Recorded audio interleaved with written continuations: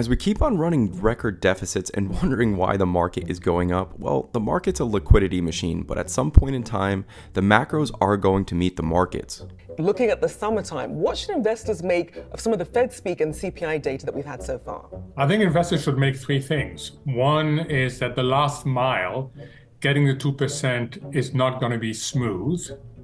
Second, that the marketplace had over-embraced the notion of a very soft landing that would allow the Fed to cut a lot. I think it's right now to listen to the Fed when they say 3 cuts, probably starting in September. At one point, the marketplace had priced in 7, so the marketplace has adjusted. And then the third element is to ask itself, why do we get such outsized reactions to data? The data miss wasn't that huge, but the market reaction was enormous. We saw yields move by 13 to 18 basis points in a single session. And that tells you a little bit about market functioning and depth. So take it away as, yes, it was a data miss. A vice chairman of the Business Council and a CNBC contributor. Roger, thanks for joining us. Is your expectation for a recession gone up at all in the last couple of days from this, Roger, from stubbornly high inflation? Well, Joe, you may recall that when all this started, I mentioned there was a risk of recession for just this reason, that the last little bit of getting inflation out of the way is going to be more complex than perhaps people had thought. The Fed may well have to hold rates higher, staying in restricted territory the longer, and that by definition increases the risk of recession.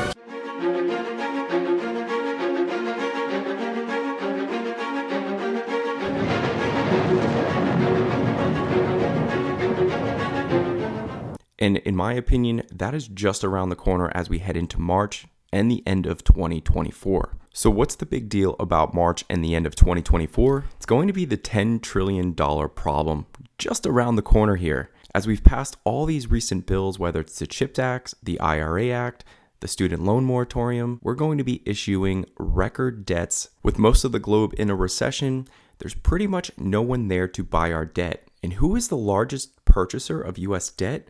Well, that's going to be the Federal Reserve, but they have a mandate now to unwind a balance sheet, not make it larger. So it's going to be interesting to see how this $10 trillion Treasury issuance is going to hit the markets. And I think we could see yields spike back up close to 5 on the 10-year Treasury. So if we take our inflation calculator and take a look at what purchasing power has done over the last 4 years, we can see that, well, $100 now, you basically need 120 to equate to what $100 used to mean. And I think we all feel this at the drive-thru, the grocery store, filling up our cars, just everything we do in daily life. As we see here, consumer savings has absolutely dwindled down drastically from pre-pandemic levels. When we look at the inflation calculator, we know that that dollar is buying a heck of a lot less now. And when we topple that with consumer debt that's starting to be defaulted on at a pretty hefty rate, well, the outlook's starting to look pretty bleak here, but hold on one second. The one thing we all know is that the job market is extremely strong. So everything is okay. As we see unemployment pretty much sitting at 3.7%, this is a really healthy labor market. But hold on one second. While the average employee was working right around 35 hours a week, we can see here that the average employee is only working 34.1 hours a week. And actually, a dip like this is a recessionary sign and is possibly a leading indicator into what the job market's going to do here. The job market is a lagging indicator because these data points are fairly old. So we're seeing people working less hours with record debt and their money not going nearly as far as it used to while their savings account is dwindling down. But hey, the consumer is strong. And this is why I was saying that I think earnings are going to deteriorate as the year unfolds here. This is a long story. Reason being is there was a tremendous amount of liquidity pumped in this market. And so your natural inverted yield curve is not going to have the same impact when we factor all the stimulus that was toppled into this economy, pushing markets in an upward direction. Now, markets will remain irrational as long as there's liquidity involved, pretty much staying detached on what is exactly going on in the economy. But once that liquidity dries up, the macros will matter, and they're starting to matter as we unfold into 2024, and that's why we're starting to see volatility pick up. Now, I want to talk about the IPO market here because To me, this one is actually a leading indicator as well. When we take a look at the fall of 2000 to 2001, look at the drop off here in the IPO market. And the same could be said about 2007 to 2008. And these are recessionary times here. And look at what happened in 2021. Massive liquidity force in this market. We had record companies going public, stealing money from the retail investor, obviously doing their job. And take a look at where it's fallen to. I'm not saying we're in recession now, and I don't think there's a true mathematical equation or a problem solved to know when the IPO is signaling recession, but I would say this drop-off is pretty significant, especially when we compare it to 2000 to 2001, and when we compare it to 2007 to 2008. So I want to make it clear that I was very bullish at the end of 2023, and I'm becoming neutral, but leaning definitely more bearish as the data unfolds here. Now, we all know inflation stayed a little bit hotter than we all anticipated, and now recession is absolutely a possibility if inflation doesn't come down and the Feds have to step back in or even keep rates elevated longer than we all anticipated. This will definitely beat down the economy, force lending to tighten, and just not allow a lot of economic activity, which means GDP could go negative by the end of this year. Of course, this is my thesis that I'm building with the data. But what I want to specifically point out is the thing that nobody ever talks about. The most accurate leading indicator is going to be the 3-month to 10-year treasury. And it is eye-popping that people are ignoring this. Look at what happens not only when we get the dip of an inverted yield curve, but the actual shape of the inverted yield curve of a W shape here. We get an inverted yield curve, W shape in the 80s, yields normalize, we go into recession. Get an inverted yield curve in 2000 with a W shape, rebound back up to normalized yields, and we go into recession. 2007, 2008, W shape, yields normalize, we go into recession. Even during COVID, W shape, out, and recession. Well, take a look at this massive W shape here. This is concerning to me because I do think that there is a possibility we could end up going into a secular bear market. And the reason why I believe this is that deficits are running so high, there's so much political tension and war taking place that I believe that this will be a multi-year downturn that could take place. Now, of course, if more stimulus hits the table, that's going to change my thesis. If resolutions take place, that's going to change my thesis. But I do think, however, there is an opportunity to really be looking more longer term here and say that there is some serious long-term problems taking place. A lot of people are calling this a beginning of a new bull cycle, and I just can't get behind this. There's too many things that are saying this is an end of cycle. Let's start with number one. We're in a peak labor market. Normally, when you're going into a new bull market, unemployment's actually at a high rate, but we're at a low rate, which means that we are overheated, and that's usually an end of cycle. Number two is going to be inflation is running high. That's an end of cycle behavior. Number three is going to be political tension. Once you have massive political tension, this usually means that we're coming to an end of a cycle. Obviously, the yield curve is signaling that we could be heading into an end of cycle as well.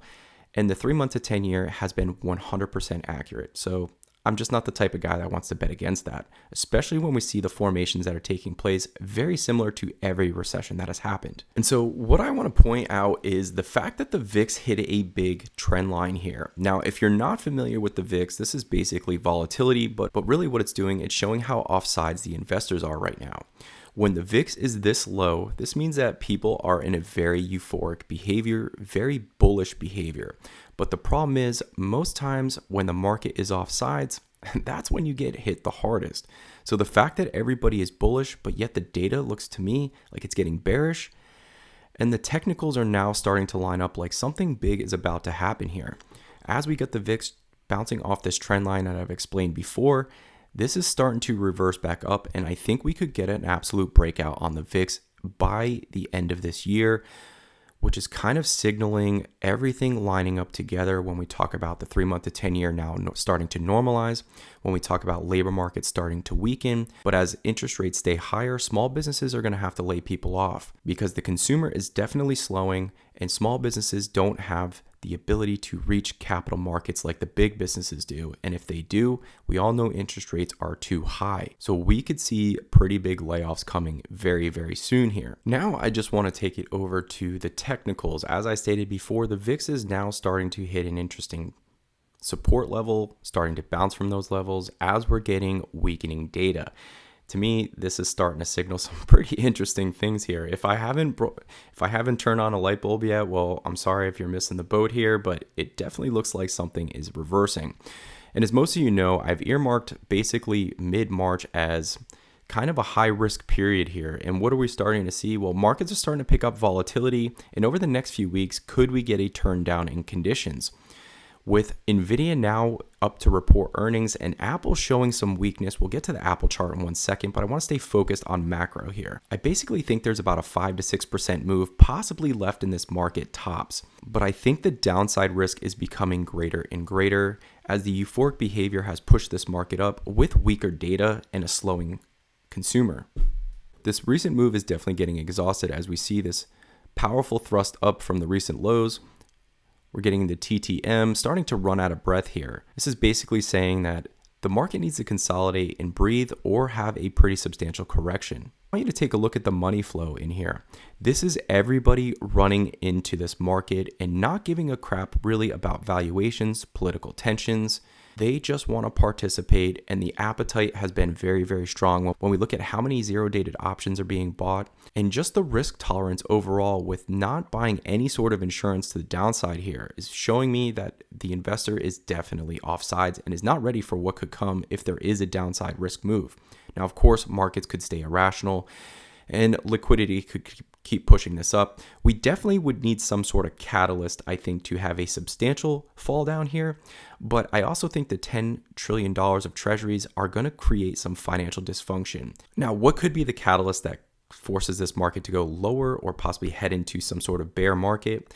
Really hard to say. All I know is that money flow is lining up with some sort of problems heading into the middle of March, which does line up with the first set of auctions taking place on treasuries, oddly enough.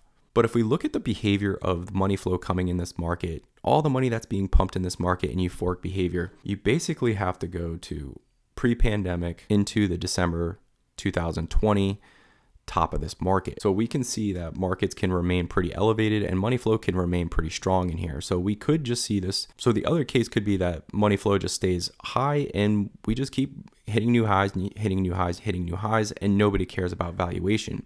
But when we look at debt to GDP, kind of where the market's trading, it's historic levels. So let's take it over to Apple really quick because I find Apple to be one of the more interesting stocks to take a look at here. We all know that it holds a substantial weighting in the S&P 500 and triple Qs. But when I look at Apple, it definitely looks like there's some downside risk here. As Apple's trading right around $182, I do think we could see it trade down to right around 171, and we're starting to see a rolling over of conditions here. Money flow is starting to point down along with the RSI, and every other indicator is now starting to point down, which is telling me that the path of least resistance is probably going to be down in the short term here for Apple. Without being one of the largest weightings in the S&P 500 and the triple Qs, if Apple shows some signs of weakness, could spook the market here as it's probably the most popular stock held in most people's portfolios. So wanted to share all this with everybody. I'm not trying to be a doom and gloom, but I'm just trying to be open-minded on everything that is taking place because markets can be irrational, but at some point in time, macros will matter. As always, appreciate your time. We will see you in the next one.